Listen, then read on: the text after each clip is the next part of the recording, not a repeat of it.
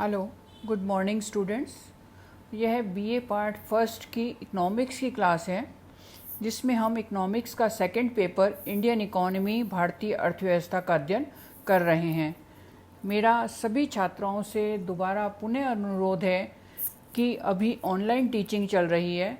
आप सभी छात्राओं का इस कॉलेज में एडमिशन हो चुका है। जब तक राज्य सरकार के निर्देशानुसार आप महाविद्यालय में नहीं आ सकते, तब तक आपके व्हाट्सएप ग्रुप पे प्रत्येक चैप्टर जिसका वीडियो रिकॉर्ड हो रहा है उसका लिंक डाला जा रहा है। आप उस लिंक के माध्यम से यूट्यूब पर उस लेक्चर को देखकर उसका अध्ययन करें।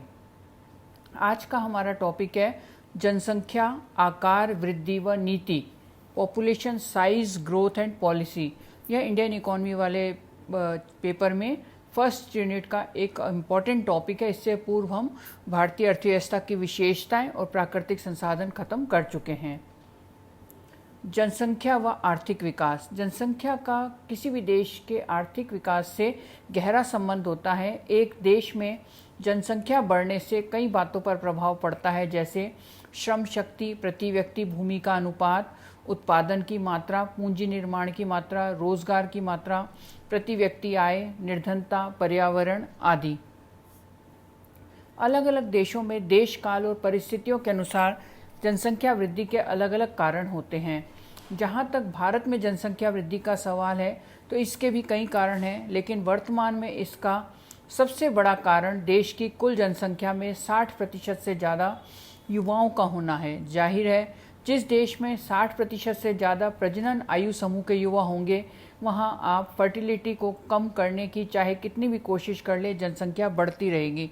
जनसंख्या नियंत्रण के लिए सरकारों को बहुत ठोस और कार्यपरक नीति अपनानी पड़ेगी। दूसरी बात यह है कि दुनिया के बाकी देशों के मुकाबले भारत में शादी एक सार्वभौमिक संस्था, यूनिवर्सल इंस्टीट्यूशन की तरह है, जो जनसंख्या वृद्धि को बढ़ावा देता है। इन दोनों कारणों के चलते देश की जनसंख्या वृद्धि में कमी नहीं आएगी, लेकिन हमें यह देखना जरूरी है कि जनसंख्या वृद्धि किस दर से हो रही है, तथा यह भी देखना होगा कि भारत में TFR यानी टोटल फर्टिलिटी रेट, कुल प्रजनन दर क्या है। TFR का अर्थ है कि अपने प्रजनन की अवधि में एक महिला कितने बच्चों को जन्म देती है। देश की जनसंख्या का एक बड़ा हिस्सा गांव में रहता है, जहां बहुत सी स्वास्थ्य सुविधाओं का अभाव है।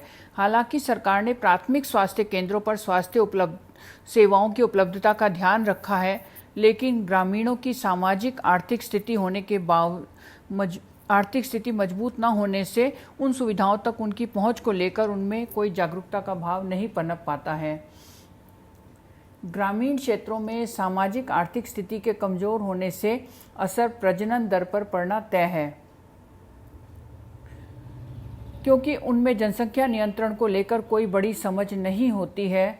यही वजह है कि पिछले कुछ वर्षों में शहरी क्षेत्रों में रहने वाले देश के 30% लोगों की जनसंख्या वृद्धि दर में कमी होती गई है, लेकिन वहीं ग्रामीण क्षेत्रों में रहने वाले 70% लोगों की जनसंख्या वृद्धि दर में कोई खास फर्क नहीं पड़ा है। 2011 की जनगणना के अनुसार भारत की जनसंख्या 1.21 अरब थी, जो वर्तमान में लगभग 137 करोड़ के लगभग है, जो America, Indonesia, Brazil, Pakistan, Bangladesh और जापान की संयुक्त जनसंख्या के बराबर है। अकेले उत्तर प्रदेश राज्य की जनसंख्या ब्राज़ील जैसे देश से अधिक है। इसी प्रकार यदि उत्तर प्रदेश और महाराष्ट्र की जनसंख्या को जोड़ा जाए तो वह अमेरिका की जनसंख्या से ज़्यादा होगी। भारत में जनसंख्या वृद्धि। विश्व में चीन के बाद जनसंख्या की दृष्टि से भारत का दूसरा स्थान है। वर्तमान में 137 करोड़ के लगभग जनसंख्या है। 2001 से लेकर 2011 तक के दशक में भारत की जनसंख्या की 10 वर्षीय वृद्धि दर 17.7% रही है। आपको मालूम होना चाहिए कि प्रत्येक 10 वर्ष में जनगणना की जाती है। ये 2011 के जनगणना के आंकड़े हैं। इस बार 2021 में जनगणना के नए आंकड़े आने थे इस पिछले दशक के, परंतु इस वर्ष 2020 में यह एक बहुत ही बृहद कार्य है सर्वे का, जिसमें इसको सेंसस कहते हैं, जिसमें प्रत्येक व्यक्ति से डेटा एकत्र किया जाता है। लेकिन इस वर्ष कोरोना महामारी के कारण इस जनगणना के कार्य को पोस्टपोन कर दिया गया है। अतः हो सकता है कि अब 1 वर्ष पश्चात हमें जनसंख्या के नवीन आंकड़े मिलें।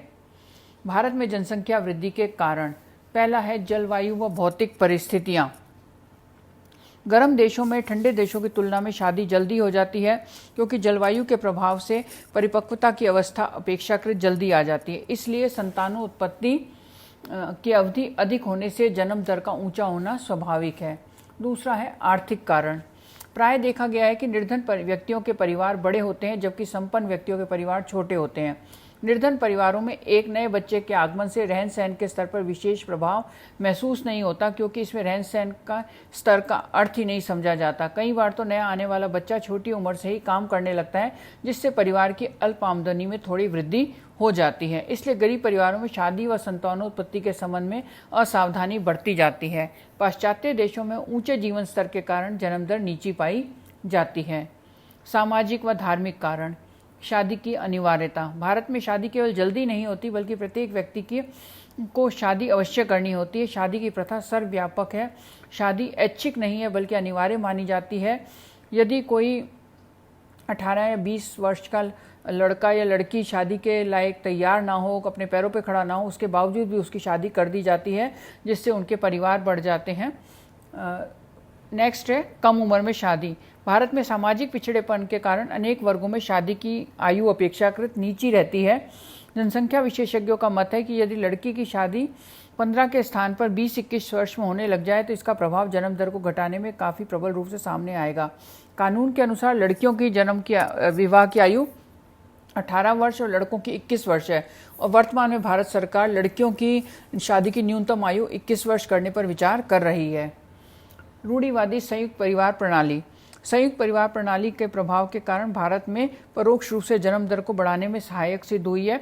व्यक्तिगत परिवार प्रणाली में परिवार नियोजन के संबंध में सावधानी और सतर्कता बढ़ती जा रही है, लेकिन संयुक्त परिवार में एक नए बच्चे का परिवार पर विशेष भार नहीं पड़ता है। इस दृष्टिकोण के कारण जनसंख्या अधिक होती है। धार्मिक व सामाजिक विश्वास, हमारी संस्कृति का प्रभाव।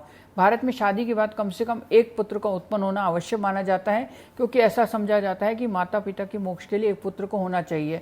यहाँ पर पुत्रों को परिसंपत्ति समझा जाता है और लड़कियों को देनदारी समझा जाता है।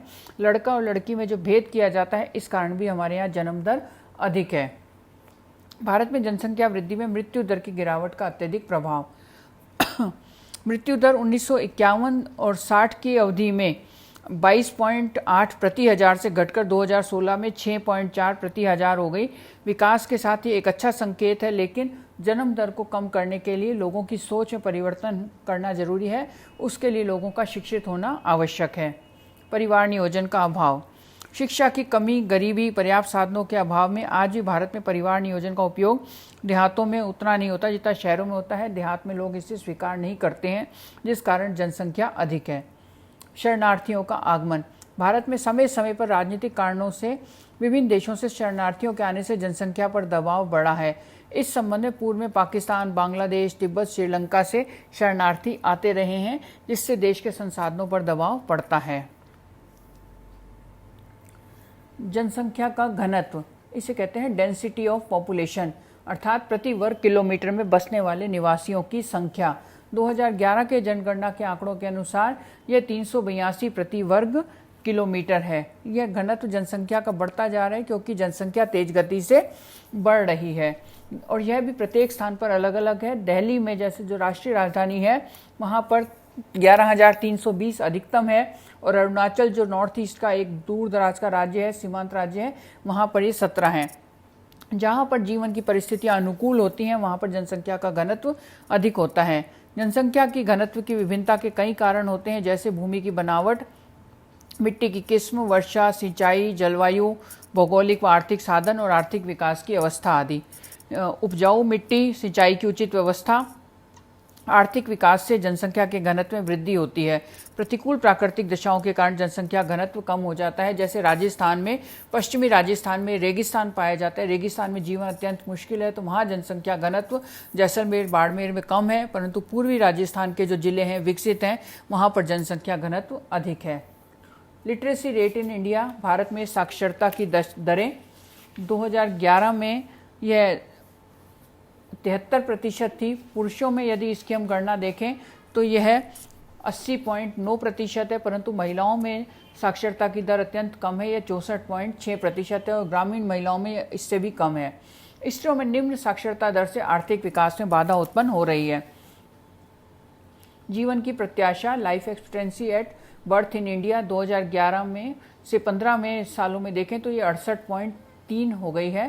सामाजिक सेवाओं के विस्तार तथा खाद्यान्नों के लिए दी जाने वाली आर्थिक सहायता से जीवन प्रत्याशा बढ़ाने में मदद मिली है। लिंग के अनुसार जनसंख्या की संरचना, सेक्स रेशो और जेंडर कॉम्पोजिशन। भारत में 2011 में 1000 पुरुषों के पीछे स्त्रियों की संख्या 943 आंकी गई है, जो पहले से थोड़ी बड़ी है। विपरीत लिंग अनुपात के कारण है कि यहाँ पर लड़कों को अधिक महत्व दिया जाता है और महिलाओं की देखभाल में कमी की जाती है। भ्रूण हत्या को कानूनन रोकने का प्रयास किया जा रहा है, परंतु फिर भी लोग ऐसा कार्य करते हैं। भारत में शहरीकरण की बढ़ती प्रवृत्ति के दुष्परिणाम और भावी चुनौतियां। 2011 की जनगणना के अनुसार 31.2% शहरी जनसंख्या है। लोग गांव से शहरों की ओर पलायन कर रहे हैं क्योंकि गांव में रोजगार का अभाव है, गांव में सुविधाओं का अभाव है। इसके लिए हम यह देखेंगे कि शहरीकरण की जो प्रवृत्ति है, इसके बढ़ने से शहरों में भीड़ भाड़, गंदी बस्तियां, झुग्गी झोपड़ियां बढ़ी हैं, पानी की कमी है, दुर्घटनाओं और सामाजिक अपराधों में वृद्धि हुई है, पर्यावरण प्रदूषण बढ़ा है, आर्थिक और सामाजिक तनाव बढ़े हैं। और हमने अभी जैसे कोरोना महामारी के समय विशेष रूप से देखा कि जैसे ये महामारी शहरों के क्षेत्र में पहले फैली तो वहाँ पर अत्यंत तनावपूर्ण स्थिति हो गई और शहरों से लॉकडाउन की स्थिति में मजदूरों ने गाँवों की ओर पलायन शुरू किया, जिससे इस समस्या का विद्रूप रूप हमारे सामने आया। शहरीकरण को रोकने के लिए गांव से शहरों की ओर जनसंख्या के पलायन को नियंत्रित करना चाहिए। शहरों में पेयजल, मकान, शिक्षा, चिकित्सा तथा परिवहन की समुचित सुविधाओं का विकास होना चाहिए। गांव में भी इन सुविधाओं का विस्तार करना होगा ताकि इनके अभाव में लोग गांव छोड़कर शहरों की तरफ ना आएं। गांव में उत्पादक रोजगार बढ़ाने के व्यापक कार्यक्रम अपनाने होंगे। छोटे नगरों और कस्बों के विकास को उच्च प्राथमिकता देनी होगी। रोजगार संवर्धन नीति, शहरीकरण, शहरी औद्योगिकरण, परिवहन विकास और भवन निर्माण के कार्यक्रमों में उचित तालमेल बिठाना होगा ताकि शहरों और ग्रामीण सभी का एक साथ विकास हो सके।